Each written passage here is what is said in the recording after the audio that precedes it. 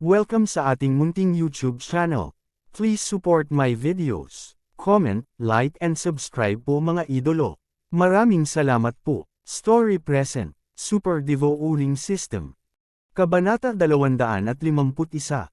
Biglang may pumasok na ideya sa isip niya, at nakaisip siya ng plano. Feiyan, saglit lang, kailangan kong baguhin ang itsura ko. Pagkatapos niyang sabihin iyon, tumakbo siya sa gubat, nagpalit ng damit, nagpalit ng mukha, at nagpalit pa ng boses. Nang muli siyang lumitaw sa harap ni Zhao Feiyan, hindi na niya ito nakilala. Sa Devo Uling System, maliban sa voice-changing orb, mayroon ding face-changing mask na maaaring tumagal ng 24 na oras. Ang face-changing mask ay talagang isang formation, katulad ng Shenglu ng Sea Market. Siyempre, kung nakatagpo siya ng isang eksperto, agad siyang makikilala. Ikaw tumingin si Zhao Feiyan sa kakaibang ngunit pamilyar na binata sa kanyang harapan at hindi maiwasang magtanong. Ako nga, gumamit ako ng espesyal na paraan para baguhin ang itsura ko. Ngayon, tinawag akong Zhao Pan. Kailangan mo lang sabihin na kaibigan mo ako, at naligtas kita sa pagbabalik. Gusto kong humiram ng Heavenly Thunder Eagle para lumipad pabalik sa Central Province. Sabi ni Ye Zuan sa sarili niyang boses. Nagulat si Zhao Feiyan. Ito ang unang pagkakataon na nakatagpo siya ng ganoong sitwasyon, at natakot siya. This is urgent, let's go. Don't reveal my identity. Muli siyang pinaalalahanan ni Ye Zuan. Tumango si Zhao Feiyan, pagkatapos ay dinala niya si Ye Zuan sa bundok. Heavenly Yuan Sect, ang Panginoong Sekta ng Southern Region. Ang kanilang kabuoang lakas ay mas malakas kaysa sa Soaring Heaven Mansion. Sa orihinal, kailangan lang ni Ye Zuan si Zhao Feiyan na magdala ng Heavenly Thunder Eagle, ngunit bigla niyang naalala na ang kanyang kasintahang si Lin Zuir ay nasa Heavenly Yuan Sect din, kaya gusto niyang makita kung anong antas ng cultivation na naabot ni Lin Zuir. Bigla niyang naalala na ang tagapag-alaga ng Heavenly Yuan Sect, si Eugene, ay nagsabi na hanggat dumating siya sa Heavenly Yuan Sect, tatanggapin niya siya bilang kanyang disipulo. Ang mga tagapag-alaga ng Soaring Heaven Mansion ay nasa half-step Origin Core Realm, kaya nahulaan ni Ye Zuan na ang mga tagapag-alaga ng Heavenly Yuan Sect ay nasa unang bahagi ng Mortal Core Realm. Early Mortal Core Realm. Kaya si Ye Zuan ay nasa Mortal Core Realm din. Dinala ni Zhao Feiyan si Ye Zuan sa inner circle ng Heavenly Yuan Sect. Habang nasa daan, maraming mga disipulo ang nakatitig kay Ye Zuan na may kakaibang ekspresyon, na parang kilala nila kung sino si Zhao Feiyan. Pagkatapos, nakarating sila sa harap ng isang bahay. Oo, Kuya Zhao, ito ang aking tirahan. Mangyaring maghintay dito sandali, hahanapin ko ang aking Panginoon, sabi ni Zhao Feiyan. Sige, tumango si Ye Zuan. Para naman kay Lin Zuir, hindi ba mas okay na tanungin si Zhao Feiyan mamaya? Pagkatapos noon, umalis si Zhao Feiyan upang magulat sa kanyang amo at humiram ng Sky Thunder Eagle. Ang Soaring Firmament Mansion ay mayroong maraming Soaring Firmament Great Rocks, kaya maraming mga disipulo ang maaaring gumamit ng mga ito. Gayunpaman, kakaunti ang bilang ng Heavenly Thunder Eagles, kaya hindi maraming tao ang maaaring gumamit ng mga ito. Kung hindi, bakit dadaan si Ye Zuan ng napakaraming problema? Gayunpaman, hindi nagtagal pagkaalis ni Zhao Feiyan, may dumating na naghahanap sa kanya. Ito ay isang kabataan sa kanyang 20s. Nakasuot siya ng uniforme ng tunay na disipulo ng Heavenly Yuan Sect. Sa Heavenly Yuan Sect, hanggat ang isa ay guardian o mas mataas, sila ay kwalipikadong tumanggap ng mga disipulo. Ang mga alagad na kanilang tinanggap ay may mas mataas na katayuan kaysa sa mga panloob na disipulo. Lahat sila ay tunay na disipulo. Ang mga disipulo ng Heavenly Yuan Sect na nakilala nila sa kuweba ay pawang mga tunay na disipulo.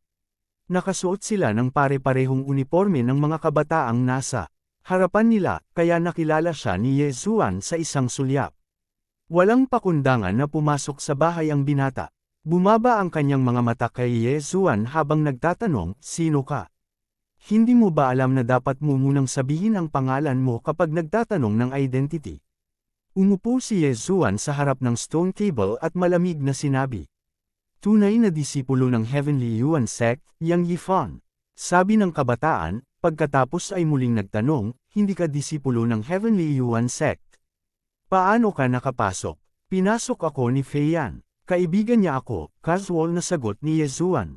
Sa sandaling ito, naiintindihan niya kung bakit dumating si Yang Yifan. Nandito siya para kay Zhao Feiyan.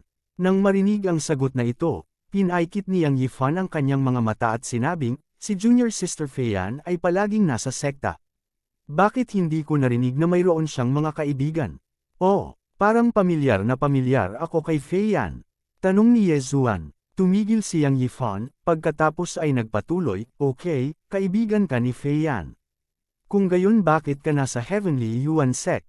Ayos lang kung isa o dalawang beses lang, pero itong Yang Yifan na ito ay laging gumagamit ng tono ng pagtatanong para magtanong.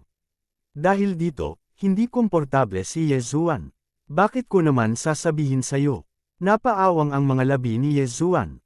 Bagamat siya ay nasa teritoryo ng Heavenly Yuan sect, hindi ito nangangahulugan na kailangan niyang ibaba ang kanyang boses at aminin ang pagkatalo. How dare you? How dare you talk to me like that? Galit na galit si Yang Yifan. Sa panloob na sekta ng Heavenly Yuan sect, hindi maraming tao ang nang-ahas na sagutin siya ng ganoong tono. Kung wala ka ng iba, mangyaring umalis, hindi mapakali si Yezuan na makipag-usap sa kanya ng walang kaparirikan. Kung hindi dahil sa katotohanang may gagawin siya ngayon, binugbog na sana niya si Yang Yifan. Kailan kaya magiging napakayabang ng half-step origin core realm? Anong biro? Naglakas loob ka na yayain akong umalis. Ang Heavenly Yuan sect ba ay tahanan mo? Sa tingin mo ba ikaw ang Young Sect Master? Naiinis na sabi ni Yang Yifan. Napakalakas ng boses niya. Sa sandaling ito, marami na ang nagkukumpulan sa labas ng patio. Lahat sila ay nandito para manood ng palabas. Medyo walang magawa si Yezuan. Talagang ayaw niyang magdulot ng gulo, ngunit laging mahahanap siya ng gulo. Gayunpaman, upang hindi magdulot ng gulo para kay Zhao Feiyan, nagpasya siyang tiisin ito. Ituturing na lang niya itong parang langaw na lumilipad. Oh, wala ka ng lakas ng loob na magsalita. Gusto kong makita kung anong kakayahan mo para hilingin na umalis ako. Habang nagsasalita si Yang Yifan, gumawa siya ng malaking hakbang pasulong at hinampas ang balikat ni Yezuan, naghahanda na itapon si Yezuan palabas ng courtyard. Gayunpaman, kahit anong pilit niya, si Yezuan ay kasing tatag ng Mount Tai, hindi gumagalaw. Minamasahe mo ba ang balikat ko? Humikab si Yezuan. Damn it! Nagbago ang ekspresyon ni Yang Yifan. Agad niyang sinubukang sampilan ang mukha ni Yezuan, ngunit sa sumunod na segundo, huminto ang kanyang kamay sa himpapawid. Ito ay dahil may kamay na humawak sa kanyang palso na parang bakal. Kasabay nito, naramdaman din niya ang isang aura na ilang beses na mas malakas kaysa sa kanya. Napakalakas ng core origin. Isa ka bang Divine Core Warrior? Si Yang Yifan ay nagmamadaling umatras ng ilang hakbang. Hindi nag-abala si Yezuan na sagutin ang kanyang tanong. Gusto niyang umatras si Yang Yifan at itigil ang pagtutulak sa kanyang kapalaran. Malaki ang agwat sa pagitan ng isang half-step origin core warrior at isang divine core warrior. Alam ni Yang Yifan na imposible para sa kanya na talunin si Yezuan. Ngunit, naalala niya na siya ay nasa Heavenly Yuan sect, at may isang taong maaaring sumuporta sa kanya. Sa makatuwid, hindi siya natakot. Isang divine core warrior, magaling, napakagaling. May panuntunan sa Heavenly Yuan sect. Ang mga hindi sect enforcer o mas mataas ay hindi pinapayagang magsama ng sinumang Divine Core Warrior sa sect. Ang junior disciple na si Feiyan ay isang core disciple lang, how dare she bring a Divine Core Warrior sa sect? Malamig na sabi ni Yang Yifan. Ano? Kabanata 252. Alam ni Yezuan na kung patuloy siyang mananatili rito, mas magdudulot lamang siya ng problema kay Zhao Feiyan.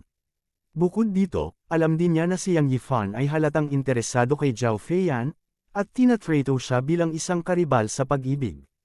Haha, since nandito ka, bakit ka nagmamadaling umalis? Humakbang si Yang Yifan at hinarangan ang pasukan. Tumawa siya ng malakas at sinabing, kung aalis ka ngayon, si Junior Sister Feiyan ang mapaparusahan.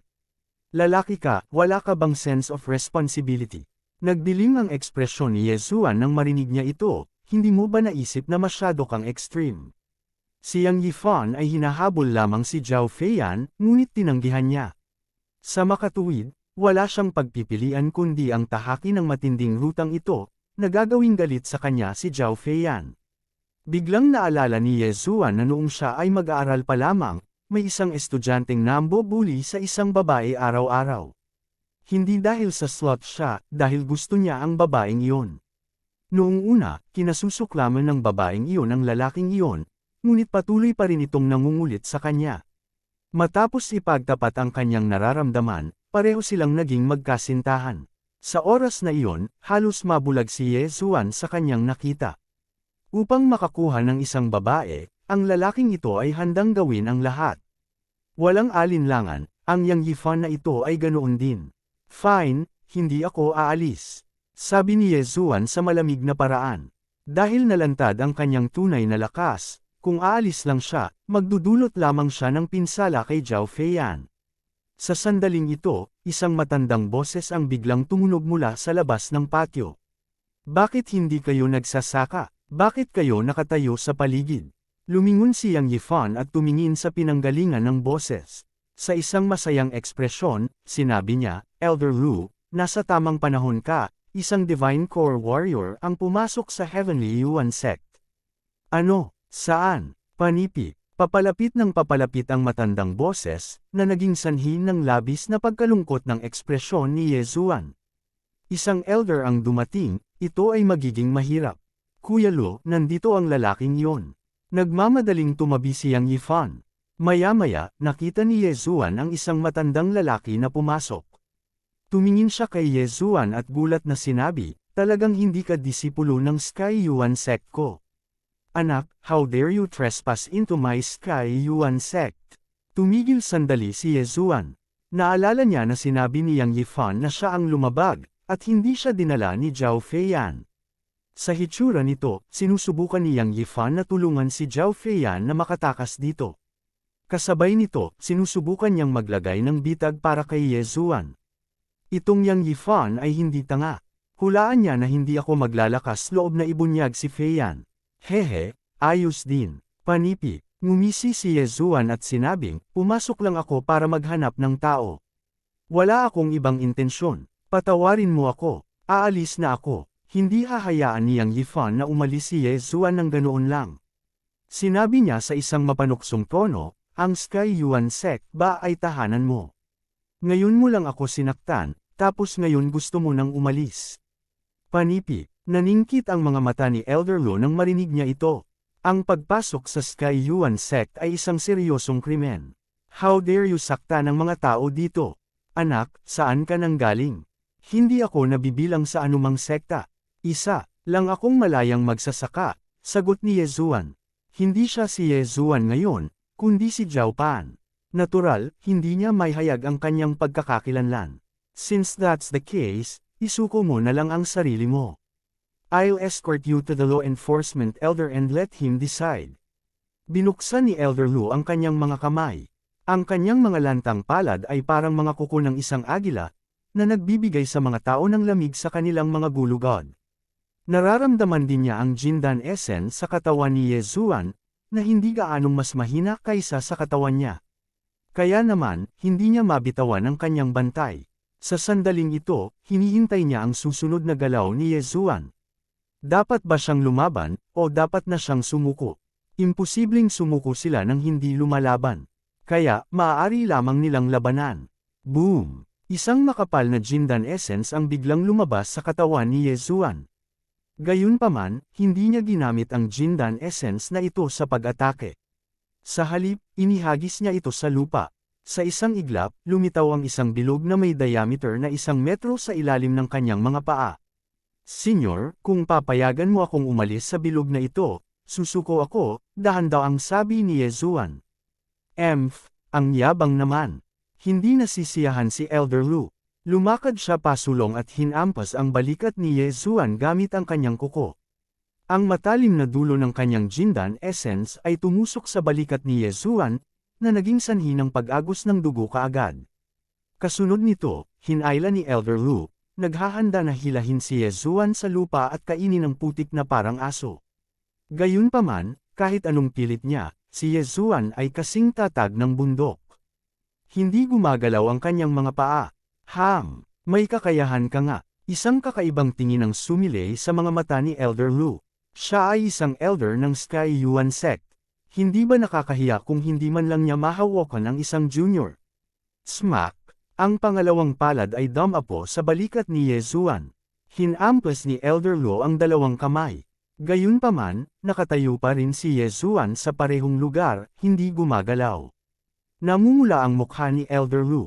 Nataranta at nayayamot. Hinampas niya ang balikat ni Yezuan. Sinubukan niyang ipadala siya sa paglipad. Gayunpaman, nakatayo pa rin doon si Yezuan na hindi nasaktan. Anak, nililigawan mo si kamatayan. Galit na galit si Elder Lu. Ang asensya ng Jindan ay lumabas sa kanyang katawan. Malapit na siyang mag-flip out. Naramdaman ni Yezuan na nakuha na ng kanyang kalaban ang kanyang Jindan essence sa kanyang kanang kamay. Mukhang gagamit na siya ng Earth-level martial arts. Mamatay, umungol si Elder Lu. Tinutukan niya ng hampas ng palad ang dibdib ni Yezuan. Gayunpaman, bago niya magawa iyon, isang palad ang sumalubong sa kanyang pag-atake. Bang! Isang shockwave ang lumabas. Lumipad pa atras ang katawan ni Elder Lu at malakas na bumagsak sa dingding ng patio. Anong biro? Ang pagsalungat sa palad ni Yezuan ay nanliligaw sa kamatayan. Kuya Lu, dahil sa eksenang ito, natulala ang iba. Isa itong sect elder, isang Divine Core sect elder, at pinalipad siya ng isang binata. Saan nanggaling ang binatang ito? How dare you sakta ng isang sect elder sa Heavenly Yuan sect? Anak, huwag kang umalis kung may lakas ka ng loob. Pagkatapos sabihin iyon, tumalikod si Yang Yifan at umalis. Ngunit, pagkatapos ng ilang hakbang, tumalikod siya at bumalik. Pagbati, Sect Elder Yu. Kinuyam ni Yang Yifan ang kanyang kamao ng may paggalang. Pagkatapos noon, nakakita si Yezuan ng isang pamilyar na figure. Hindi, dalawang pamilyar na figure ang naglalakad papunta sa looban. Siyempre, ang isa sa kanila ay si Zhao Feiyan na kakaalis lang, at ang isa ay nagulat kay Yezuan. Ang lalaking ito ay ang sect elder ng Heavenly Yuan sect, si Eugene, na pumunta sa Lianian City 2 taon na ang nakakaraan upang tulungan ang pamilya Li na putulin ang engagement. Hindi ko akalain na magiging sect elder siya makalipas ang 2 taon. Inisyal na mortal core na kaharian.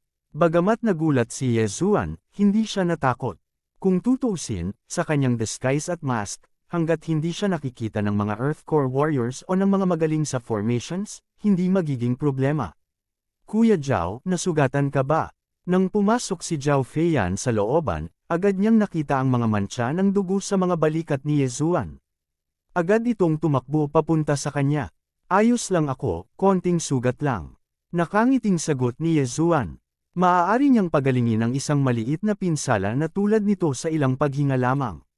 Pagkapasok ni Eugene sa silid, tumingin siya kay Elder Lu at nagtanong, Elder Lu, ano ang nangyayari? Elder Yu, ang binatang ito ay pumasok sa Heavenly Yuan sect, at nasaktan pa niya ang isang tao. Gusto kong hulihin siya at ibigay siya sa sect elder, ngunit nahiya si Elder Lu, at hindi na siya nagpatuloy sa pagsasalita. Kabanata 253. Lumingon si Eugene at itinuon ang kanyang mga mata kay Yezuan.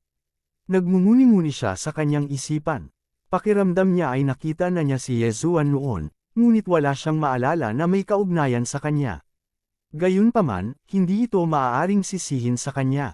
Pagkatapos ng lahat, kumpara sa 2 taon na ang nakakaraan, hindi lamang tumangkad si Yezuan, ngunit ang kanyang mukha ay tumangkad din ng husto. Kahit na hindi siya magsuot ng disguise at tumayo dito na may maskara, malamang na hindi siya makikilala ni Eugene. Pagkatapos ng lahat, ang Yezuan mula sa 2 taon na ang nakalipas ay isa lamang walang tao, isang langgam. Kung ikukumpara sa binata na ito ng Divine Core, isa lang siyang langgam. Paano siya naaalala ni Eugene? Tinanong ko si Feiyan na dalhin ang binata dito, paano mo masasabing trespassing siya? Kuya Lu, nagkamali ka ba? Tanong ni Eugene na nakakunot ang noo. Ito, lumingon si Elder Lu at tumingin kay Yang Yifan. Ang nagsabing si Yezuan ay lumalabag sa Heavenly Yuan sect ay siya.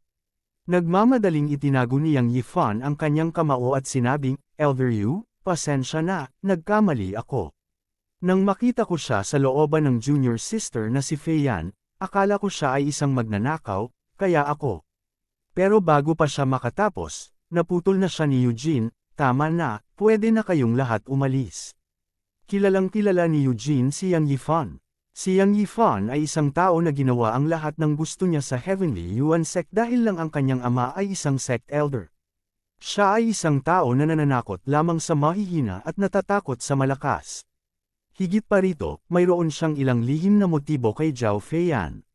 Naiintindihan. Magalang na tumanggo si Yang Yifan sa kanyang ulo, pagkatapos ay mabilis siyang umalis. Ang mukha ni Elder Lu ay sobrang nahihiya din, at mabilis din siyang umalis. Isa-isa ring naghiwa-hiwalay ang grupo ng mga alagad sa labas, at may ilan pang nagsara ng pinto sa likuran nila. Sa ngayon, si Yezuan, Eugene at Eugene lang ang naiwan sa courtyard. Little brother, narinig ko kay Feiyan, salamat. Itinaas ni Eugene ang kanyang kamao kay Yezuan at sinabi. Haha, sobra akong pinupuri ni Senior. Napatawa si Yezuan. Dahil nakamaskara siya, medyo naninigas ang ngiti niya. Eugene nodded kanyang ulo kas-iya siya. Ang isang henyo tulad ni Yezuan na parehong may lakas at kagandahang asal ang una niyang pinili para sa isang disipulo. Narinig ko kay Feiyan na ang kapatid na lalaki ay gustong humiram ng Heavenly Thunder Eagle, tama ba? Tanong ulit ni Eugene. Tama, gusto ni Junior na humiram ng Heavenly Thunder Eagle para makabalik sa Central Province. Tumango si Yezuan. Ang Heavenly Yuan Sect ng Heavenly Yuan Sect's Heavenly Yuan Sect ng Heavenly Yuan Sect, hindi kami. Kay Yezuans. Tumigil sandali si Yezuan. Paano siya galing sa Central Continent? Isa siyang disipulo ng Soaring Sky Mansion at hindi pa nakapunta sa Central Continent. Paano niya malalaman kung anong klaseng pamilya ang mayroon sa Central Continent? Kaya naman, ngumiti lang siya at sinabing, maliit lang ang pamilya ko at hindi dapat banggitin. Kahit na sinabi niya iyon, alam ni Eugene ang pangalan ni Yezuan. Si Zhao Pan ay mula sa Zhao clan. Siya, tuldok, Yuta, ay isang pagbabalik, pero gustong magtanong ng matandang ito. Ang nakababatang kapatid ba ay naglilinang lamang sa iyong pamilya at hindi sumasali sa ibang sekta? Tanong ulit ni Eugene. Hindi ako kabilang sa anumang sekta. Umiling si Yezuan. Bigla niyang naalala na sinabi niya kay Zhao Feiyan na isa siyang disipulo ng Soaring Heaven Mansion. Gaya ng inaasahan, nagbago ang ekspresyon ni Zhao Feiyan. Nakatayo siya sa likod ni Eugene, kaya hindi napansin ni Eugene. Kung ganoon nga, interesado ka bang sumali sa aking Heavenly Yuan Sect? Sa iyong talento, tiyak na aalagaan ka ng aking Heavenly Yuan Sect bilang isang Earth Core expert. Diretso sa punto si Eugene. Nakita niya na si Yezuan ay napakabata, hindi hihigit sa 25 taong gulang. Hindi naman masama ang kanyang talento. Ito, huminto si Yezuan. Hindi na siya tinawag na Yezuan ngayon, ngunit Zhao Pan. Maaari siyang sumali sa Soaring Heaven Mansion at baguhin ang kanyang pagkakakilanlan pagkatapos maabot ang kanyang layunin. Gayunpaman, ito ay talagang kulang sa moral na integridad. Umiling siya at sinabing, salamat sa iyong kabutihan, Senior. Ang junior na ito ay sanay sa kalayaan at hindi mahilig sumapi sa mga sekta. Gayunpaman, mayroon akong deal dito. I wonder kung magiging interesado ka. Panipi, sa totoo lang, hindi ganoon kadali ang kanyang layunin sa pagpunta sa Heavenly Yuan Sect. Deal, pakinggan natin. Halatang interesado si Eugene. Pakiramdam niya ay hindi ordinaryong tao si Yezuan. Paano ito? Ang junior na ito ay may 100 earth weapons at isang uri ng elixir na maaaring magbigay daan sa isang peak true profound realm expert na direktang icon din si Jindan. Gayunpaman, 100 lang ang mga ito. I wonder kung may kakayahan ng senior na kainin ang mga ito. Ngumiti si Yezuan. Ito ang kanyang layunin sa pagsali sa Heavenly Yuan Sect. Ang mga bagay na ito ay pawang mga materyales na nakuha niya mula sa kuweba ni Wu Yang. Malamang na makakagawa siya ng 100 earth artifacts. Kung tuwirang lalamunan niya sila, bagaman. Napakasikat din ito, ngunit tiyak na mas mababa ito kaysa sa tapos na produkto. Ano? 100 earth weapons? Nagulat si Eugene. Higit pa rito, sinabi ni Zhao Feiyan sa kanya ngayon lang na tuwirang nakondense niya si Jindan pagkatapos ubusin ang isa sa mga elixir ni Yezuan. Hindi lahat ng tao ay maaaring i-condense si Jindan bago ang edad na 25. Gamit ang elixir na ito, ang Heavenly Yuan Sect ay maaaring magkaroon ng hindi bababa sa 100 Divine Core Warrior, hanggat ang mga disipulong iyon na may mahinang kakayahan ay kumonsumo nito bago ang kanilang mga meridian ay naayos. Kuya, sigurado ka bang hindi ka nagbibiro?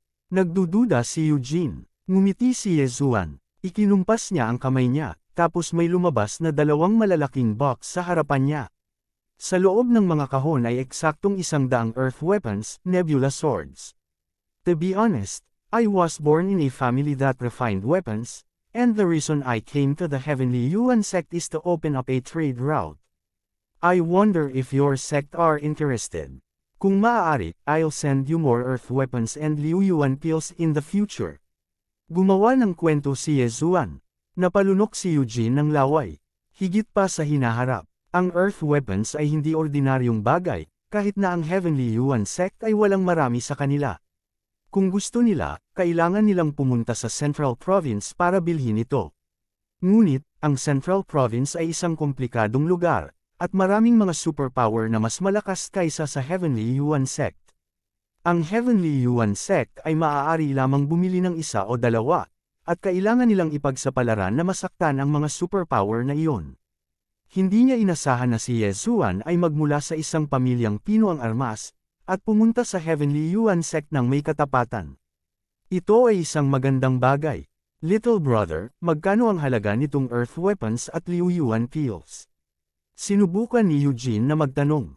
Ang 100 earth weapons ay hindi maliit na halaga. Ang earth weapon ay nagkakahalaga ng 300,000 mid-rank crystals, ang Liu Yuan pill ay nagkakahalaga ng 20,000 mid-rank crystals, at sa hinaharap, magkakaroon ng mid-rank earth weapons at mas mahusay na pills. Ano sa palagay mo, Sect Elder Yu? Nagtaas ng kilay si Yezuan. Mid-rank earth weapons. Nang marinig ang pangalang ito, nagliwanag ang mga mata ni Eugene. Sa buong Heavenly Yuan Sect, mayroon lamang isang mid-rank earth weapon. Ito ay isang seryosong bagay. Kailangan kong iulat ito sa Sect Chief. Hindi naglakas loob si Eugene na magdesisyon ng mag-isa. Gayunpaman, ang 300,000 para sa isang earth tool ay itinuturing na mura. Ang mga binili nila sa Middle State ay halos 400,000. Oo naman, pero wala akong tiwala sa ibang tao.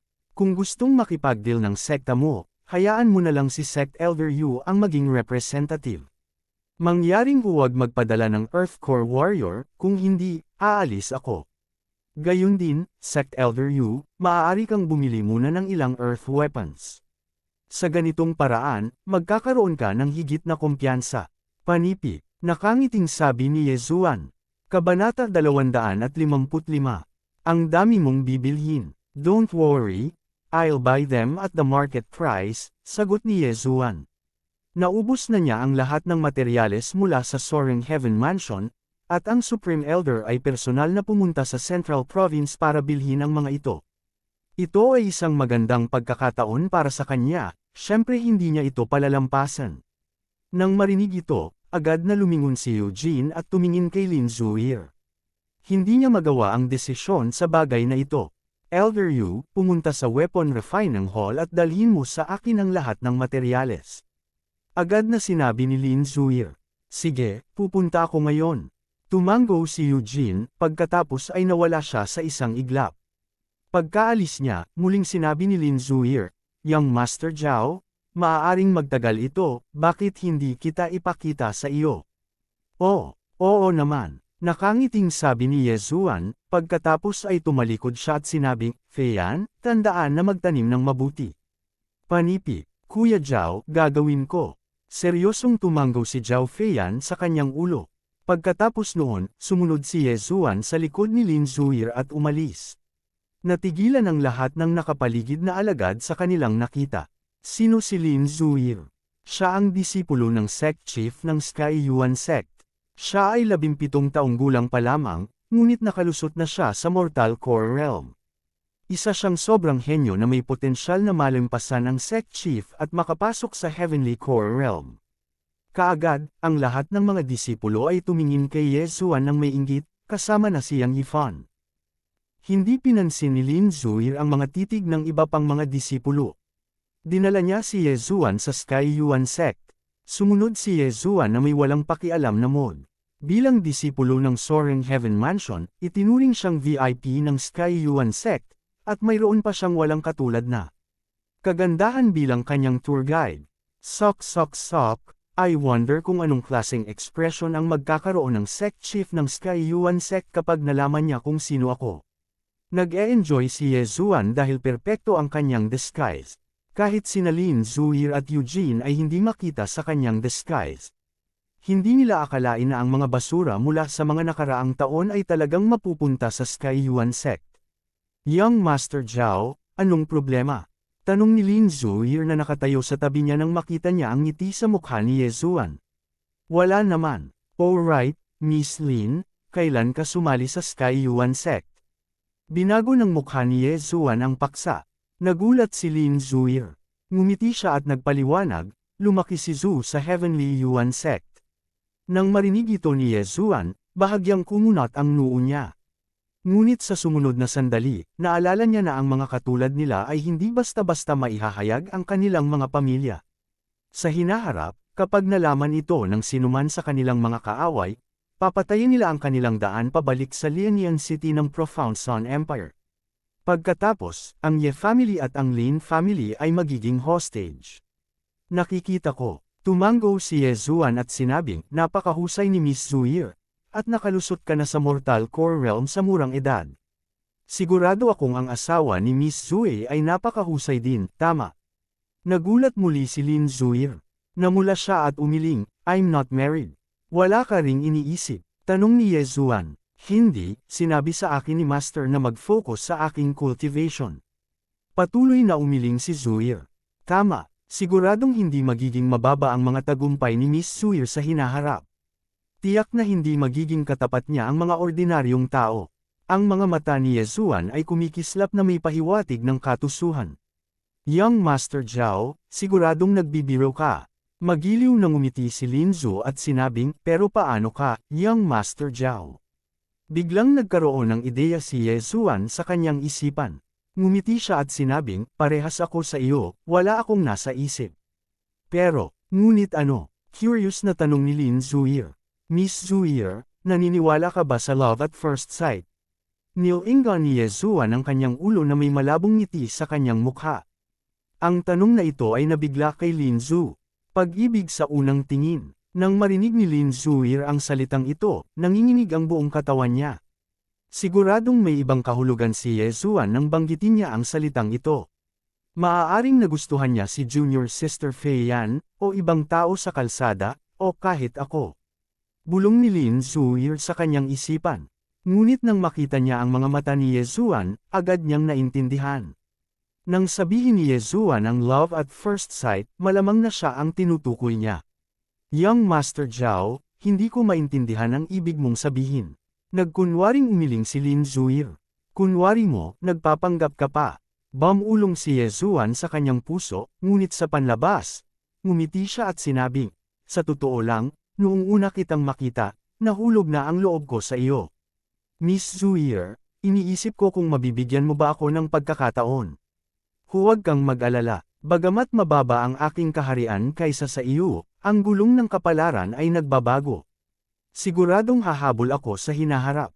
Gaya ng inaasahan, nang marinig ito ni Lin Zhu, agad na nanginig ang kanyang puso. Ang Zhao Pan na ito ay talagang nabighani sa kanya. Noong una ay naisip niya na si Zhao Pan ay magiging iba sa iba. Gayunpaman, hindi niya inaasahan na mali rin ang paghusga niya sa kanya. Young Master Zhao, tiyak na nagbibiro ka. Ang lakas ng pamilya ni Young Master Zhao sa Central Province ay tiyak na hindi mas mababa sa Heaven Yuan sect. Zuir ay hindi karapat-dapat para sa iyo. Agad umiling si Lin Zhu. Sino nagsabi niyan? Kung mapapangasawa ko si Miss Zuir, siguradong matutuwa ang matatandang lalaki sa pamilya ko. Pumunta talaga ako sa Heaven Yuan sect sa oras na ito para sa iyo. Miss Zuir, mangyaring bigyan ako ng pagkakataon, walang hiya na sabi ni Yezuan. Ito, si Lin Zuir ay nasa isang dilema. Hindi siya isang maliit na babae at hindi naniniwala sa mga kasinungalingan. Akala niya ay niloloko lang ni Yezuan. Gayunpaman, ang pagkakakilanlan ni Yezuan ay mahiwaga. Hindi maraming pamilya sa Central Province ang maaaring kumuha ng 100 earth weapons ng sabay-sabay. Natatakot siya na kapag tinanggihan niya si Yezuan, magagalit si Yezuan at susuko siya sa pakikipagtulungan sa Heaven Yuan sect. Young Master Zhao, ito ang unang pagkakataon na nakilala mo si Zuir. Hindi masyadong kilala ni Zhu, si Young Master Zhao, kaya natatakot akong hindi pumayag si Zuir. Gayunpaman, si Young Master Zhao ay maaaring manatili sa Heaven Yuan sect at gumawa ng desisyon pagkatapos nating mas makilala ang isa't isa. Panipi, habang nagsasalita si Lin Zuir, palihim niyang pinalaki si Yezuan. Oo nga, nang matapos siyang magsalita, dumilim na ang mukha ni Yezuan. Anong delaying tactic? Tingin mo ba ako tanga? Ginagamit ako bilang ekstrang gulong. Napaisip si Yezuan sa kanyang sarili. Agad siyang sumigaw ng malamig, Miss Zuir, alam mo ba kung ano ang kahihinatnan ng pagtanggi sa akin? Alam ko. Maaaring sumuko si Young Master Zhao sa pakikipagtulungan sa Heaven Yuan sect. Tumango si Lin Zuir. Kung ganoon, bakit mo ako tinanggihan sa harap ko? Ako, si Zhao Pan, walang gaanong pasensya. Nagkunwaring galit na galit si Yezuan habang nagsasalita. Saglit na nag-alinlangan si Lin Zhu, pagkatapos ay nagsabi, dahil determinado si Young Master Zhao, kaya lang maibabalik ni Zui ang earth weapons at Liu Yuan kills. Ang sagot na ito ay wala sa inaasahan ni Yezuan. Hindi niya inaasahan na si Lin Zuir ay magkakaroon ng ganoong ugali at maglakas loob na tanggihan siya. Gayunpaman, ngayon lang siya nagbibiro. Gusto niyang ibalik niya ang Earth Crystals. Hindi pwede. Hahaha, Miss Zuir is really not an ordinary person. Nagjo-joke lang ako kanina. Sana hindi isa puso ni Miss Zhu. Agad na tumawa si Yezuan.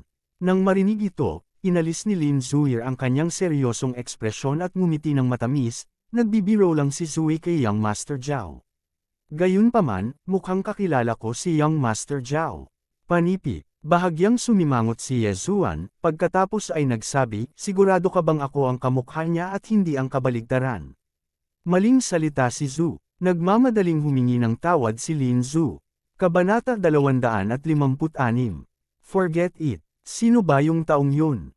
Kamukha ko ba siya? Tanong ni Yezuan. Biglang napagtanto ni Lin Zuir na mali ang nasabi niya at mabilis na nagpaliwanag, kaibigan ko lang siya. Pero hindi ko masabi kung sino siya, kaya please kalimutan mo na iyon.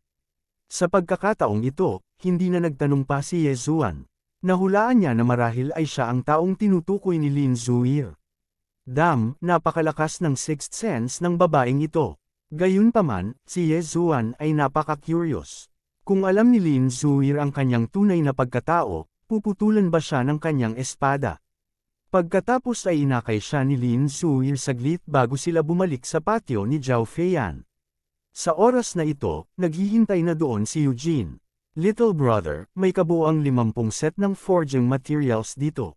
Nakita ni Eugene si Yezuan at mabilis na sinabi, "Salamat, Kuya Yu." Gaya ng sinabi ni Yezuan, naglabas siya ng isang bag ng mga kristal mula sa DevR Space. Ang mga forging material ng Earth grade na armas ay mas mura kaysa sa mga natapos na produkto. Ang isang set ay halos 40,000 mid-grade na kristal. 50 set ay katumbas ng 2 milyong mid-grade na kristal at 200 top-grade na kristal. Gayunpaman, kailangan lang ni Yezuan na gumastos ng isang DevR point para makagawa ng 50 Earth grade na armas. Kung ibibigay niya ang mga ito sa Sky Yuan sect, ang mga ito ay nagkakahalaga ng 1,500 kristal na may pinakamataas na grado. Ito ay isang malaking kita. Kung ganoon nga, hindi na ako mananatili. Elder Yu, Miss Zuir, column na. Naikuyong ni Yezuan ang kanyang mga kamao sa kanilang dalawa. Young Master Zhao, ayaw mo bang manatili pa ng ilang araw? Sumimangot si Lin Zuir at mahinang nagtanong. Hindi, may importante pa akong dapat asikasuhin.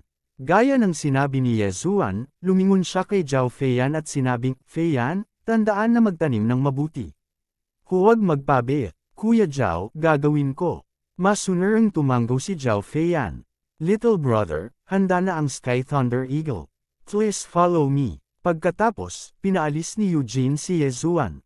Si Yezuan ay lihim na tumatawa sa paglalakbay na ito. Masyadong perpekto ang infiltration operation na ito. Hindi lamang siya nakakuha ng maraming kristal, ngunit nakilala rin niya si Lin Zuir at mas nasasabik. Higit sa lahat, ang mga taong ito ay hindi natuklasan ang kanyang pagbabalat kayo at ganap na itinago niya sa kadiliman. Personal nilang pinaalis si Yezuan. Binati sila ni Yezuan at umalis sakay ng kanyang Heavenly Thunder Eagle. Pagkaalis niya, isang figure ang damapo sa tabi ni Lin Zuir. Zuir, paano yung brat na yon? Tanong ng isang nasa katanghaliang gulang na lalaki. Siya ang sect leader ng Sky Yuan sect, si Mo Zion. Bagamat kakapasok lang niya sa Mortal Core Realm, hindi maarak ang lakas niya. Hindi ko akalain na mas mahina siya sa akin. Nagkomento si Lin Zuir. Hindi pwede iyon. Pangalawa ka sa Heavenly Yuan list. Kahit si Wang Chuanshan ay natalo ka. Paanong ang brat na iyon ay 3 ranggo na mas mataas sa kanya? Hindi makapaniwalang tanong ni Mo Zion. Master, baka nagkamali ako. Umiling si Lin Zuir at kinuha ang 2 kahon ng earthly weapons. Binuksan ni Mo Zion ang kahon at kumuha ng Earth Grade Treasure Sword para subukan ito. Ang galing talaga, Ham! Ang lumikha ay si Yezuan. Bulong ni Mo Zion nang makita niya ang pangalan sa hilt ng Nebula Sword. Gayunpaman, nang marinig ni Lin Zuir ang pangalan, ang 3 pa ay hindi maiwasang manginig. Yezuan! Si Yezuan talaga! Zuir! Anong meron? Napatingin si Mo Zion kay Lin Zuir nang may pagtataka. Dapat ay isang taong may parehong pangalan. Tumingin si Lin Zuir kay Eugene at umiling. Napakaraming tao na may pangalang Yezuan. 2 ang nasa Sky Yuan sect, kaya hindi niya ito masyadong inisip.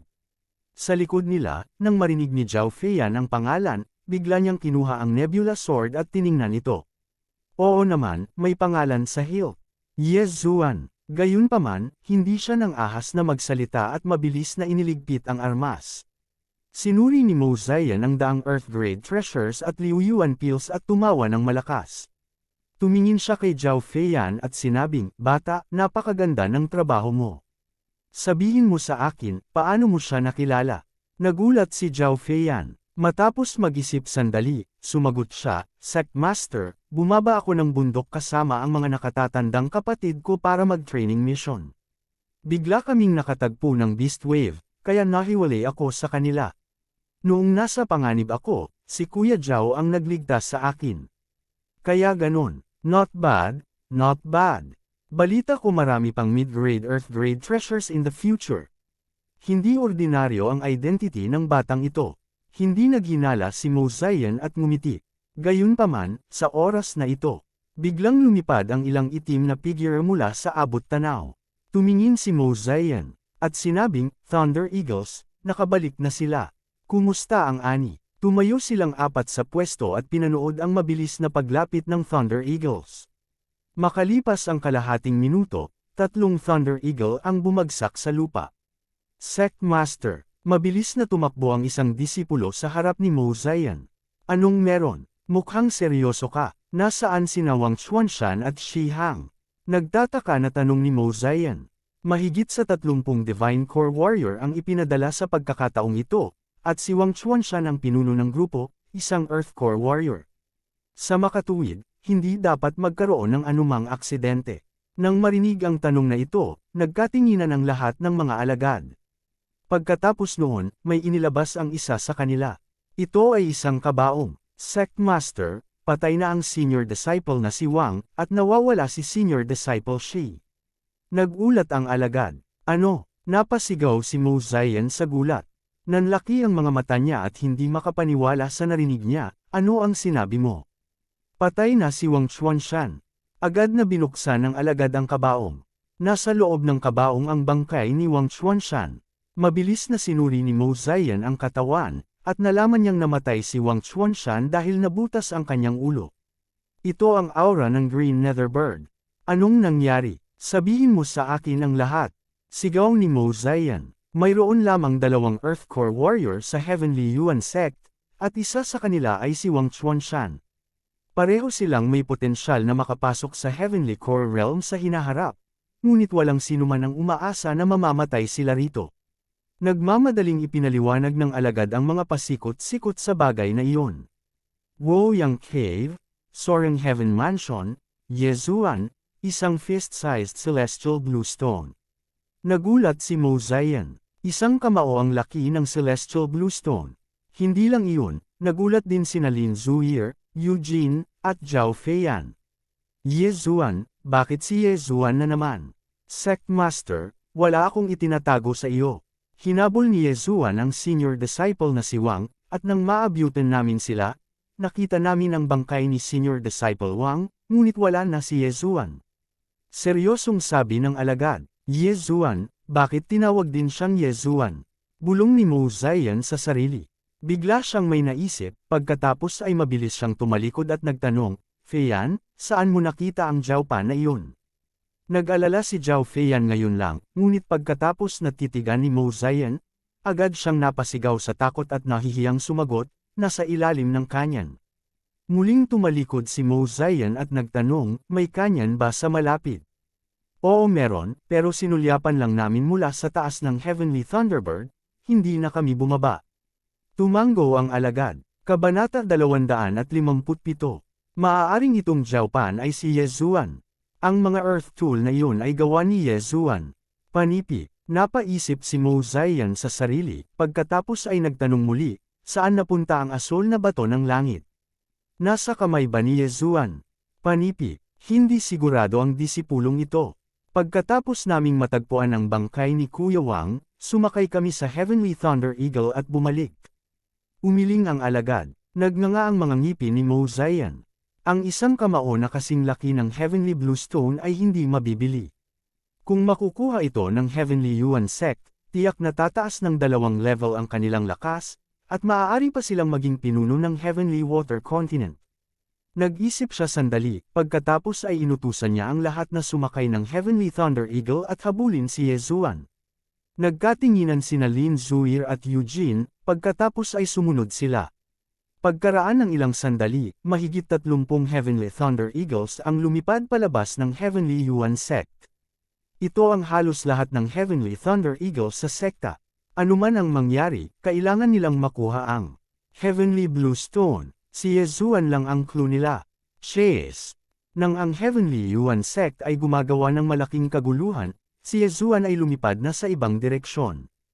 Ang Soaring Heaven Mansion ay nasa Eastern Region, habang ang Heavenly Yuan Sect ay nasa Southern Region. Sa makatuwid, pagkatapos niyang lisanin ang Heavenly Yuan Sect, lumilipad siya sa Hilagang Silangan. Gayunpaman, hindi nagtagal pagkatapos niyang umalis sa Heavenly Yuan Sect, nakita niya ang 3 Heavenly Thunder Eagle na lumilipad pabalik sa sect. Bukod dito, nakita na niya ang lahat ng tao sa 3 Heavenly Thunder Eagle na ito dati. Ito ay halos matakot siya sa kamatayan. Mabilis niyang inutusan ang Heavenly Thunder Eagle na lumipad ng buong bilis, at nagbago pa siya ng direksyon. Kung mahulaan ng mga taong iyon ang kanyang pagkakakilanlan, tiyak na hahabulin siya ng mga ito sa direksyon ng Soaring Heaven Mansion. Kaya naman, hindi lang siya makakalipad patungo sa Soaring Heaven Mansion, kailangan niyang lumihis. Sa sandaling ito, sa likod ng Heavenly Thunder Eagle, sa kabutihang palad ay mabilis akong tumakbo, kung hindi, nahuli ako. Huwag na nating alalahanin iyon sa ngayon, kailangan ko munang bumalik sa Initial Mortal Core Realm. Nag-isip sandali si Yezuan, pagkatapos ay agad niyang nilamon ang lahat ng mga kristal. Ding, nakapasok na ang host sa Initial Mortal Core Realm. Nanambalik ang kanyang lakas. Ang 3,000 mataas na ranggo na mga kristal ay nagbigay sa kanya ng higit sa 300 bilyong mga punto ng paglamon, na tumulong sa kanya na bumalik sa Initial Mortal Core Realm. Ngunit sayang, ang Heavenly Thunder Eagle ay nasa Early True Profound Realm lamang, at ang bilis nito ay hindi mabilis. Para sa kapakanan ng kaligtasan, nagpasya siyang maglakbay ng mag-isa. Inutusan niya ang Heavenly Thunder Eagle na lumapag, pagkatapos ay sinabi niya ang agila, lumipad sa kanluran, lumipad ng isang araw, lumipad pabalik sa Heavenly Yuan Sect. Yuanzang, naiintindihan mo ba? Panipi, tumango ang Heavenly Thunder Eagle na parang naiintindihan nito. Pagkatapos, lumipad ito patungo sa Central Region. Para kay Yezuan mismo, tumungo siya sa direksyon ng Soaring Sky Mansion.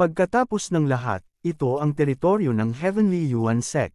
Matapos maitatag ang isang sekta, sila ay lalabas at manghuli ng matataas na ranggo na Zuan Beast na ito paminsan-minsan, upang maiwasan ang kanilang mga disipulo na mapatay. Puro swerte ang nakasalubong niya sa mga ito. Ngunit, magkasabay ang kapalaran at kamalasan. Pagkatapos lamang lamunin ang 3 bangkay, isang kidlat ang kumikidlat sa kalangitan. Thunderhawk, naabutan kami nito. Panipi, nagulat si Yezuan. Mabilis niyang itinago ang sarili sa likas na kakayahan ng Shadow Leopard. Gayunpaman, ito ay walang silbi. Young Master Zhao, alam kong nandito ka, lumabas ka. Isang banayad na boses ang umalingaw mula sa langit. Kabanata 258. Young Master Zhao, alam kong nandito ka, lumabas ka na. Nang marinig ni Yezuan ang boses na ito, ang kanyang katawan ay nanginig ng husto. Hindi ba boses ito ni Lin Zhu? Hindi nakakagulat na naabutan niya ako, ito ay isang Mortal Core Heavenly Thunderhawk. Sinulyapan ni Yezuan ang Heavenly Thunderhawk sa kalangitan, at napansin niya na ito ay ilang beses na mas malaki kaysa sa sinasakyan niya noon. Hindi siya umimik at tahimik na umalis. Marahil, ang ingay na ginawa niya ngayon lang ang nakakuha ng atensyon ni Lin Zhu. Yezuan, lahat ng 5 Earth Core Warrior mula sa Heavenly Yuan Sect ay nandito, at mayroon ding 10 Divine Core Heavenly Thunderhawks. Hindi ka makakatakas, lumabas ka na. Ang boses ni Lin Zuir ay umalingaw sa buong kalangitan. So, nalaman niya talaga ang identity ko. Napaisip si Yezuan sa kanyang sarili. Ngunit, hindi siya sigurado kung naisip ni Lin Zuir na siya ang Yezuan na nagnakaw ng Celestial Stone, o ang Yezuan mula sa Lianian City. Nang makitang hindi tumugon si Yezuan, nagpatuloy si Lin Zuir, Yezuan, kung ibibigay mo ang Celestial Stone, hihilingin ko sa aking Panginoon na iligtas ka dahil iisang lugar tayo. Medyo matalino ang babaeng ito, mukhang alam niya na niloloko ko siya ngayon. Naisip ni Yezuan sa kanyang sarili, ngunit hindi siya ganoon katanga. Ang isang kamao na Celestial Stone ay nagkakahalaga ng higit sa lahat ng iba pang 4 na rehiyon na pinagsama. Kahit na sabihin niyang wala siya nito, hinding-hindi siya paniniwalaan ng Heavenly Yuan Sect, at iisipin lang nilang itinago niya ang Celestial Stone. Sa madaling salita, kung siya ay nahuli, siya ay mamamatay sa isang kakilakilabot na kamatayan. Sa makatuwid, ang tanging pagpipilian ay tumakbo. Ang Heavenly Thunderhawk na sinasakyan ng babaeng ito ay isang profound beast, maabutin pa ako nito kapag tumatakbo ako ng buong bilis. Kailangan ko siyang patayin. Nag-iisip pa rin si Yezuan. Sa sandaling ito, biglang lumitaw ang isang paputok sa kalangitan. Bang! Nagbago ang ekspresyon ni Yezuan, at sinabi niya sa mahinang boses, "Damn it, may signal pa." Hindi na niya kayang itago pa. Kung mas maraming tao ang dumating, wala siyang matatakbuhan, at kailangan niyang tapusin ito sa lalong madaling panahon. Walang pag-aalinlangan, naglabas siya ng Earth Rank Bow at Arrow at nagsimulang bumaril. Mid-rank Earth Rank Martial Skill, Fire Dragon Arrow. Half-half. Isang mahabang maapoy na ahas ang bumaril mula sa lupa. Sa isang iglap, tumawid ito ng 100 metro at tumama sa Divine Core Heavenly Thunderhawk. Kaagad, 2 figure ang lumipad mula sa langit. Lin Zhu, isa siyang late Mortal Core Warrior, kaya syempre hindi siya mahuhulog sa kanyang kamatayan. Si Yezuan ay hindi mapakali sa kanya. Naglabas siya ng ilang bagay mula sa kanyang Universe Ring. Sila ay hugis tao na mga Guardian Puppet. Tumakbo sa lahat ng direksyon, huwag tumigil. Ginamit ni Yezuan ang kanyang Jindan Essence para i-activate ang peak na True Profound Realm Guardian Puppet na ito. Sa isang iglap, naghiwa-hiwalay sila sa isang habag. Ang mga ito ay pabalat niya lamang. Nalantad na ang aming kinaroroonan. Siguradong susugod sila rito at hahabulin ang Soaring Sky Mansion. Dahil iyon ang kaso, gagamit ako ng reverse thinking at tatakbo pabalik. Panipi, kumislap ang mga mata ni Yezuan at bigla siyang lumingon. Umaasa sa kanyang advanced Shadow Leopard bloodline, siya ay ganap na nakatago sa mga anino. Mayroon din siyang advanced concealment pearl sa kanya. Kahit na may dumaan, hindi siya matuklasan. Sok-sok, akala mo mahuhuli mo ako nang ikaw lang. Ngumisi si Yezuan sa kanyang isipan. Biglang may pumasok na ideya sa isip niya. Hanggat maaari niyang mabaril isa-isa ang Heavenly Thunderhawks na ito, mas ligtas siya. Walang pag-aalinlangan, kinuha niya ang kanyang Earth-rank bow at binaril sila. Hindi mabilang na maapoy na ahas ang bumaril sa langit. Sa isang kisap mata, ang 4 na Heavenly Thunderhawks sa langit ay patay na lahat. Kasabay nito, inilantad ni Yezuan ang kanyang lokasyon. Pero, patuloy na nagmumula sa kanyang paligid ang mga kaluskos.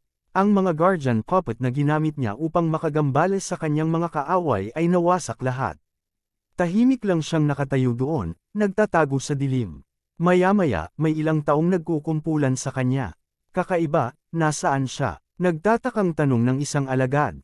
Ngunit, bago pa niya matapos ang kanyang pangungusap, isang itim na figure ang biglang sumulpot sa kanilang likuran at nagpatalsak sa kanila. Kasabay nito, ninakaw din ng itim na figure ang kanilang mga singsing sa imbakan. Sa sandaling ito, mabilis na lumapit sa kanya ang isa pang figure. Yezuan, alam kong malapit ka. Ang malumanay na boses na ito ay pumasok sa tainga ni Yezuan. Walang alinlangan, si Lin Zuir iyon. Hindi siya pinansin ni Yezuan. Lumapit ito sa kanya at hinampas ang dibdib nito. Kasabay nito ang pagpasok ng isang tableta sa kanyang bibig. Ang parehong paraan na ginamit niya sa pagkidnap kay Song Suijing ay ginamit muli ngayon. Pero sa pagkakataong ito, medyo mahal ang lason. Nagkakahalaga ito ng 100 bilyong DevR points. Nakaramdam si Yezuan ng matinding kirot sa kanyang puso.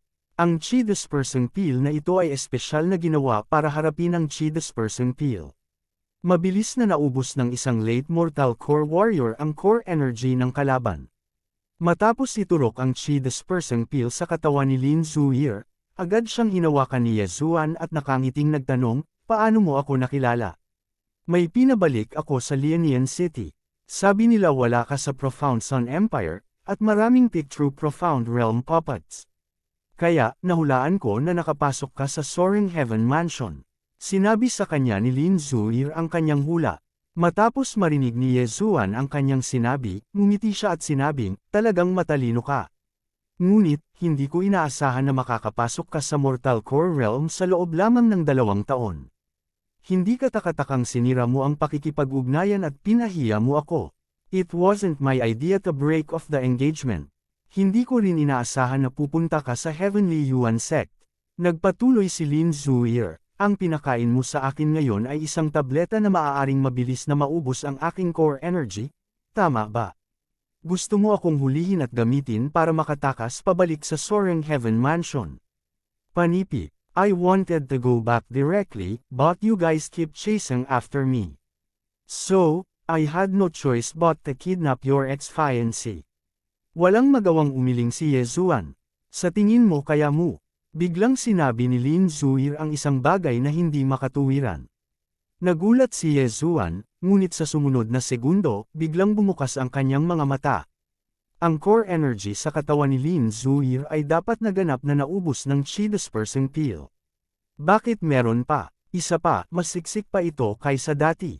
Hindi maganda. Nagbago ang ekspresyon ni Yezuan. Bagamat mabilis ang kanyang reaksyon, tinamaan pa rin siya ng maliit na kamay sa dibdib at napalipad.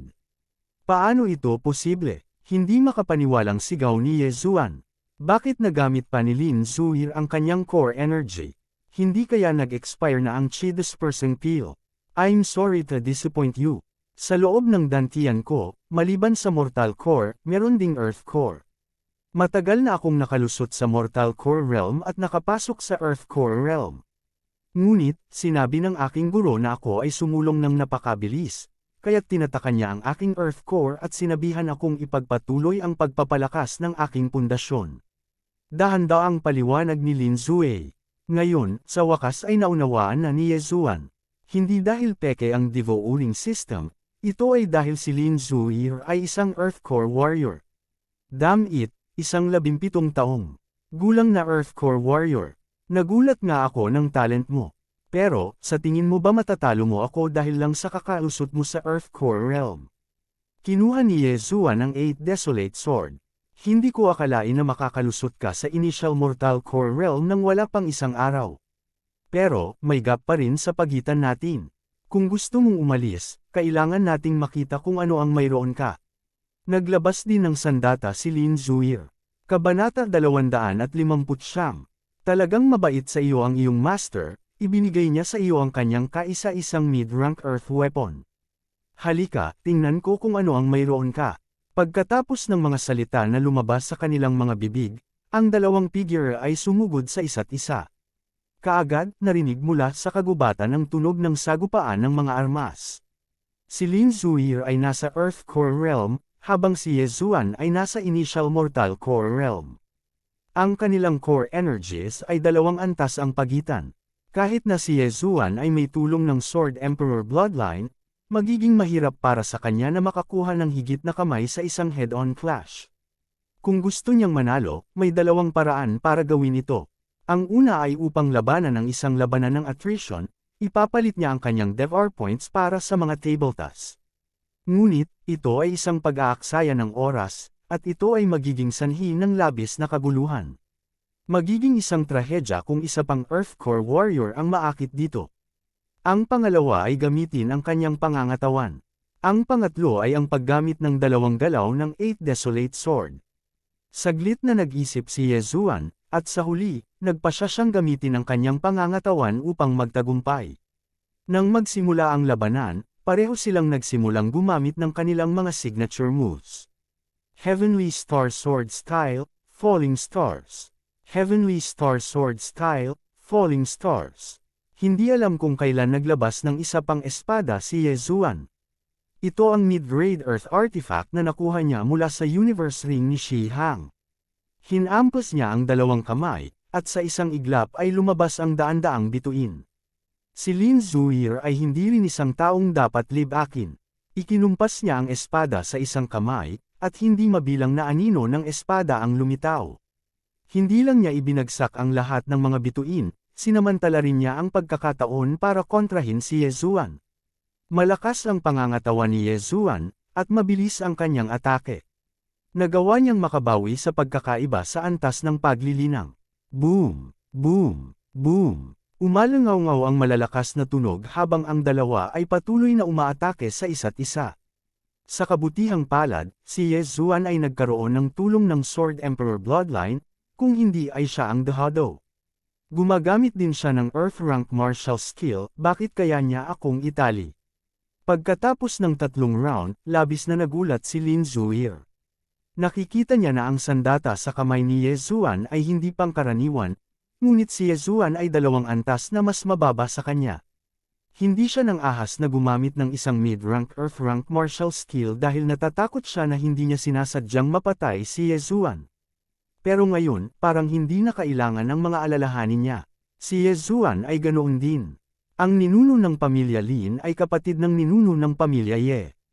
Ang magkabilang pamilya ay may ilang relasyon sa dugo, at hindi niya gustong aksidenteng mapatay si Lin Zuir. Magkasabay ang iniisip nilang dalawa, pero noon pa. Susunod, oras na para maglaro ng totoo. Biglang tumalon ng mataas si Lin Zuir sa hangin. Sa pamamagitan ng isang pagwagayway ng kanyang kanang kamay, ang kanyang Dan Essence ay nahati sa 100, na nagiging hindi mabilang na mga yelo na tumusok patungo kay Ye Zuan. Ang hakbang na ito ay medyo katulad ng ulan ng mga palaso ni Ye Zuan, ngunit ang kapangyarihan nito ay 100 beses na mas malakas.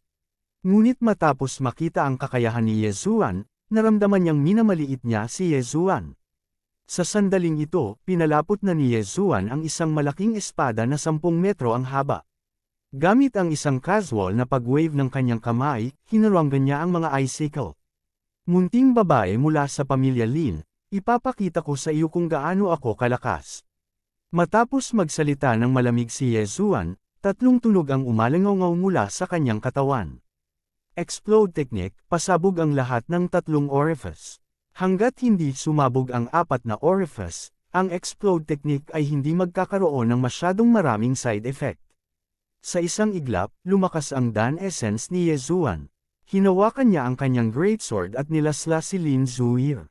Kung hindi siya makaiwas sa oras, mapuputol siya sa kalahati. Pang! Si Lin Zuir, na nasa himpapawid, ay pinilipat ang kanyang baywang at pinadyak ang kanyang mga paa sa hangin. Mabilis siyang bumaba at umiwas sa laslas. Ngunit nang dumampi ang kanyang mga paa sa lupa, laking gulat niya nang makitang lamalas muli ang dakilang espada ni Yezuan. Sa pagkakataong ito ay 2 beses nang mas mabilis kaysa dati. Ay hindi, nagbago ang ekspresyon ng mukha ni Lin Zu. Nagmadali si Yezuan sa kanyang naunang slash. Ngunit sa pagkakataong ito, ganoon din ang ginawa ni Yezuan. Pang! Ang dakilang espada ay tumama sa tagiliran ni Lin Zuir. Nagulat si Lin Zu, ngunit nang maramdaman niya ang malakas na pag-vibrate ng espada, agad siyang tumalon sa gilid. Ngunit huli na siya ng isang hakbang. 8 Desolation Heaven Shaking Sword, Sonic Boom. Boom! Nabasag ang dakilang espada, agad na kumalat ang kanyang Dan Essence. Ang impact ay direktang tumama kay Lin Zuir at nagpalipad sa kanya. Ngunit ang epekto ay paglalaro ng bata. Ang pinakamahalagang bagay ay ang tunog na umalingaw sa kalangitan. Si Lin Zuir ay hindi pa nakakita ng ganitong uri ng martial art. Natural, hindi niya ituon ang kanyang Dan Essence sa kanyang mga tenga. Ang nakakabinging tunog ay agad na pumasok sa kanyang ulo at yumanig sa kanyang kamalayan. Sok, sok, sok. I have no choice but to use this trump card. Walang magawang umiling si Yezuan. Mabilis siyang sumugod at nahuli si Lin Zuir. Kung hindi dahil sa kagiat na sitwasyon, hindi niya gagamitin ang hakbang na ito. Una, ito ay kumonsumo ng masyadong maraming enerhiya. Pangalawa, magdudulot ito ng labis na kaguluhan. Ito ang 2 dahilan. Pangatlo, pagkatapos gamitin ang hakbang na ito, ang iba ay magbabantay. Kung ginamit nila ang kanilang Dan Essence upang protektahan ang kanilang mga tainga, ang epekto ay lubos na mababawasan. Pero wala siyang choice. Kung hindi niya gagamitin ang hakbang na ito, kailangan ba niyang gamitin ang 8 Desolation Wind Formation? Hindi ba mapuputol niyan si Lin Zu? Si Lin Zuir, na nasa bingit ng himatayan mula sa 8 Desolation Heaven Shaking Sword, ay idiniin sa lupa ni Yezuan. Pagkatapos, naglabas si Yezuan ng 2 lubod at itinali ng mahigpit ang mga kamay at paa ni Lin Zu. Elementary Immortal Binding Rope. Maaari nitong pigilan ang sirkulasyon ng Dan Essence. Hindi mo pa pinino ang iyong katawan. Tingnan natin kung paano ka makakawala. Malamig na sabi ni Yezuan. Inalis niya ang Chen Kun ring ni Lin Zuir at dinala siya. Habang tumatakbo siya, sinuri niya at nalaman niyang maraming magagandang bagay sa Chen Kun ring ni Lin Zuir. Ang ikinagulat niya ay ang 100 earth weapons at 100 Liuyuan pills ay nasa loob din nito. Ito ang kalooban ng langit. Nakakalungkot lang na ang mga bagay na ito ay pinadalisay niya at hindi maaaring lamunin. Kung hindi, gumawa siya ng isang kapalaran. Makalipas ang kalahating minuto, ganap na nagising si Lin Zuei. Ngayon lang siya natulala at parang natarante siya. Nang magising siya, napagtanto niya na nasa yakap niya talaga si Yezuan. Kaagad, bumulwak ang isang bumulwak ng Dan Essence. Ngunit sa sumunod na sandali, laking gulat niya nang makitang hindi umagos sa kanyang palad ang kanyang Dan Essence. Ano ito? Hindi malay na tanong ni Lin Zuir. Cut the crap. Maliban na lang kung mapapatay mo ako gamit ang iyong ulo, hindi ka makakatakas. Maghintay dito ng masunurin. I'll let you go pagbalik ko sa Soaring Sky Mansion. Panipi, hindi mapakali si Yezuan na makipag-usap kay Lin Zuir. Ang pinakamahalagang bagay ngayon ay ang makatakas. Nagngangalit si Lin Zuir sa galit. Sinubukan niyang kumawala sa lubod ngunit hindi siya nagtagumpay. Don't waste your energy. Unless you have the same body type as me, hindi ka makakawala. Paalala ni Yezuan sa kanya. Hindi ka makakatakas. Malapit ang amo ko. Sok. Pag-usapan natin yan kapag nahanap mo na ako. Ngumuso si Yezuan. At saka, napakaraming bagay ang binigay ko sa inyo pero hindi kayo nagpapasalamat. Pare-pareho kayong mga tao sa Heaven Yuan Sect. Sobra rin ang Wang Chuanshan na iyon. Binigyan ko siya ng 20% ng Celestial Bluestone Stone, ngunit gusto niyang kunin ang lahat para sa kanyang sarili. Sa huli, napatay siya ng Emerald Bird na iyon. Deserve niya ito. Panipi, Kabanata 260. Anong Green Bird? Iyon ay isang Green Bird, isang mystical beast sa Initial Earth Core Realm. Inilibot ni Lin Zuir ang kanyang mga mata kay Yezuan. Puno ng paghamak ang mga mata niya. Initial Earth Core Realm. Nanginginig si Yezuan. Buti na lang at hindi lumingon ang Green Bird, kung hindi ay patay na siya. Tinitigan ni Lin Zuir si Yezuan at nag-isip sandali, pagkatapos ay nagtanong siya, talaga bang wala sa iyo ang Celestial Blue Stone? Kung kasama ko, babalik na lang sana ako sa Soaring Heaven Mansion. Bakit kailangan kong hiramin ang Heavenly Thunderhawk ng Heavenly Yuan Sect? Biglang naramdaman ni Yezuan na si Lin Zuir ay hindi kasing talino gaya ng iniisip niya. Dahil ang Celestial Blue Stone ay wala sa iyo, at hindi mo pinatay si Wang Chuanshan, kung gayon bakit ka tumatakbo? Sinubukan pa rin ni Lin Zuir na kumbansihin si Yezuan. Sinusubukan pa rin ni Yezuan na kumbansihin siya, sumagot siya, niloloko mo ba ako? Nasa initial mortal core lang ako nakaharian, at kaya kitang makuha. Sa palagay mo ba ay pakakawalan ako ng iyong amo? Kung hindi lang tito, ilang beses ka nang namatay. Panipi, katotohanan ang sinabi niya. Kung talagang kaaway si Lin Zuir, matagal nang ginamit ni Yezuan ang 8 Desolate Wind Formation. Kung ginamit niya ang porma sayon na ito, kahit siya ay natatakot sa kanyang sarili. Sumuko ka na lang, hindi ka makakatakas, imposible. Seryosong sabi ni Lin Zuir. Bakit sigurado ka? Sa simula, naramdaman ni Yezuan na may kakaiba. Matapos marinig ang sinabi nito, isang ideya ang agad na pumasok sa kanyang isipan. Bigla siyang huminto at pinakiramdaman ang paligid. Pagkatapos noon, inilagay niya ang kanyang kanang kamay sa dibdib ni Lin Zuir. Anong ginagawa mo? Galit na galit si Lin Zuir. Hindi siya sinamantala ni Yezuan. Inilabas niya ang kanyang kamay at naglabas ng isang bilog na jade pendant. Bitik. Ang bilog na jade pendant ay dinurog ni Yezuan. Damn it, may trackang device. Damn it, panipi. Si Yezuan ay natakot hanggang sa mamatay. Ang sect leader ng Heavenly Yuan Sect ay tiyak na may isa pang jade pendant. Kung nasa kanya pa ang jade pendant, baka nahuli na talaga siya. Sa kabutihang palad, nalaman ito ni Yezuan ng maaga. Gayunpaman, si Lin Zuir ay lubos na umunlad sa nakalipas na 2 taon. Naalala ni Yezuan, na noong una niya itong nakita 2 taon na ang nakakaraan, para pa rin siyang runway ng airport. Paano mo nalaman? Laking gulat ni Zuir. Ang jade pendant na ito ay ang kanyang personal na gamit. Paano ito matutuklasan ni Yezuan? Hindi kaya sinilip niya ang kanyang paliligo. Iyon ay mas imposible. Maliit. Kalokohan, aalis muna ako. Hindi mapakali si Yezuan na magpaliwanag, ngunit sa susunod na sandali, huminto siya sa kanyang paglalakad. Natuklasan niya na may humanoid na nilalang na pumasok sa kanyang sensing range. Ang bilis nito ay napakabilis, at sa oras na mag-react siya, nasa harapan na niya ang kabilang partido. Nang inag ang puso ni Yezuan, nagmamadali siyang kumuha ng tableta at itinapat ito sa bibig ni Lin Zuir. Pagkatapos, hinampos niya ang palad niya. Kasabay nito, ang figurang iyon ay mabilis na lumapit sa kanya at pinalipad siya ng isang sampal. Zuir, iluwa mo. Isang mahinang sigaw ang narinig. Haha, hindi ganon kadali yun. Natutunaw agad ang lason pagpasok sa bibig. Hindi ganon kadali mag-detox. Tumayo si Yezuan habang nakahawak sa kanyang dibdib. Ang taong dumating ay natural na ang sect leader ng Heavenly Yuan Sect, si Mo Ziyan. Isa siyang sobrang eksperto sa Profound Earth Core Realm. Kinaligan ni Mo Ziyan ang immortal binding rope ni Lin Zuir at sabay na pinakain ang kanyang 2 antidotes. Tapos, pinagalitan niya, "You little rascal, you actually poisoned her. Bilasan mo iabot mo." Panipi, walang kwenta. Isa lang ang panlunas sa lason na yan. Sa tingin mo ba ibibigay ko sa'yo? Umiling si Yezuan, dahil hindi mo binibigay, ako na mismo ang kukuha. Sabi ni Mo Ziyan habang naghahanda siyang kumilos. Tumawa si Yezuan habang tinatanggal ang yin at yang ring sa kanyang kamay at ibinato iyon. Natawa siya, marunong akong gumawa ng antidote, pero wala sa akin. Kung hindi ka naniniwala sa akin, maaari mong hanapin ito.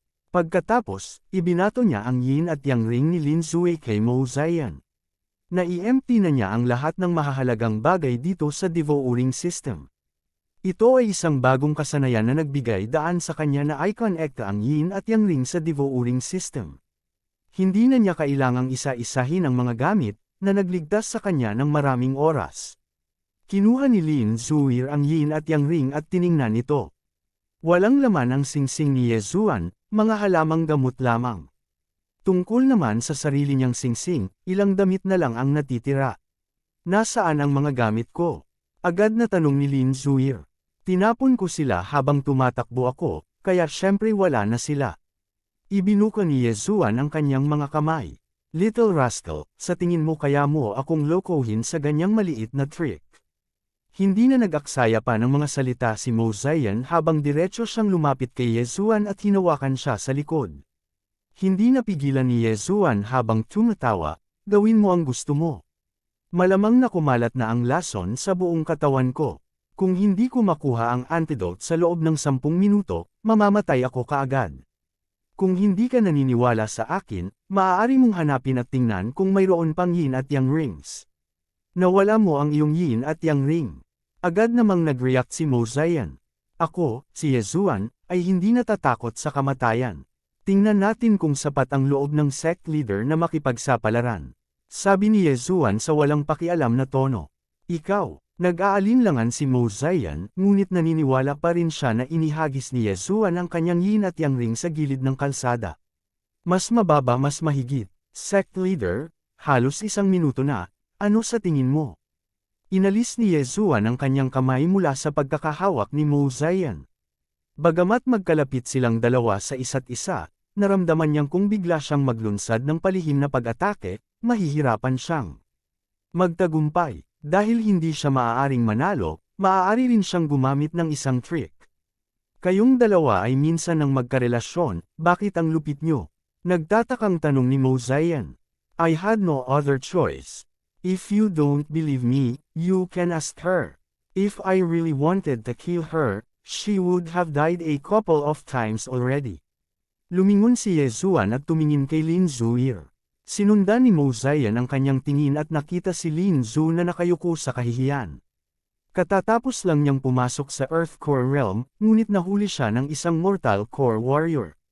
Paano ito naging posible? Sabi ko naman sa'yo, basta papayagan mo akong bumalik sa Soaring Heaven Mansion, hahayaan ko na siya. Pero bago yun, kailangan niya akong sundan. I'll give her the antidote every once in a while. Sect leader, ikaw mismo ang mag-isip. Mabagal na sabi ni Yezuan. Saglit na nag-alinlangan si Mo Zion. Napagtanto niya na hindi niya makita ang iniisip ni Yezuan. Hindi niya alam kung talagang lalaban si Yezuan hanggang kamatayan. Ayaw niyang makipagsapalaran. Pagkatapos ng lahat, si Lin Zuir ay tiyak na makapasok sa Heavenly Core Realm sa hinaharap. Daan-daang taon na ang nakalipas mula nang lumitaw ang isang Heavenly Core Warrior sa Heavenly Yuan Sect. Bagamat siya ay nasa Late Earth Core Realm, wala siyang kumpiyansa na makapasok sa Heavenly Core Realm. Sa makatuwid, maaari lamang niyang ilagay ang kanyang pag-asa kay Lin Zuir. Yung Heavenly Blue Stone, kinuha mo ba? Tanong ni Mo Zion. Kung kinuha ko ito, babalik sana ako sa Soaring Heaven Mansion o magtatago. Bakit ako bibisita sa Heavenly Yuan Sect? Inilibot ni Yezuan ang kanyang mga mata. Yung Wang Chuanshan, pinatay mo ba? Tanong ulit ni Mo Zion. Naiinip na sumagot si Yezuan, gusto kong patayin ang walang utang na loob na bastard na yun gamit ang sarili kong mga kamay. Kung pag-uusapan, hindi ganoon kagaling ang mga disipulo ng iyong Heavenly Yuan Sect. Bumalik sa kuweba, nakita ko ang mga disipulo ng iyong Heavenly Yuan Sect na pinatay ng sarili kong mga mata ang aking nakababatang kapatid. Pagkatapos noon, naghiganti ako. Panipi, pinatay mo sila. Gulat na tanong ni Lin Zuir. Bagamat ang mga disipulo ng Heavenly Yuan Sect ang may kasalanan, siya ay disipulo pa rin ng Heavenly Yuan Sect. Nang marinig niya na ang kanyang mga kapwa alagad ay pinatay, hindi niya naiwasang makaramdam ng kaunting pagkabalisa.